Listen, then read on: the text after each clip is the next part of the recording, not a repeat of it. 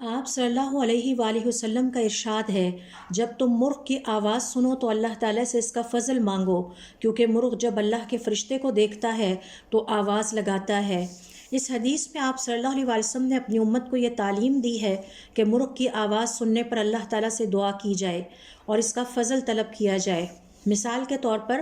ہم کہیں اللہم انا نسألک من فضلک یا کوئی اور دعا، کیونکہ مرغ جب کسی فرشتے کو دیکھتا ہے تو آواز نکالتا ہے، لہٰذا جب مسلمان اس وقت دعا کرتا ہے تو امید کی جاتی ہے اللہ تعالیٰ کا فرشتہ اس کی دعا پر آمین کہے گا، اس کے لیے استغفار کی دعا کرتا ہے اور اللہ تعالیٰ کے لیے صاحب ایمان کے اخلاص کی گواہی دیتا ہے۔ پھر جب فرشتے اور مسلمان کی دعا اکٹھی ہو جائے تو قبولیت زیادہ یقینی ہو جاتی ہے۔ امام الداودی رحمۃ اللہ علیہ فرماتے ہیں، مرغ سے ہمیں اچھی آواز، سحر کے وقت کا قیام، غیرت اور سخاوت کا سبق ملتا ہے۔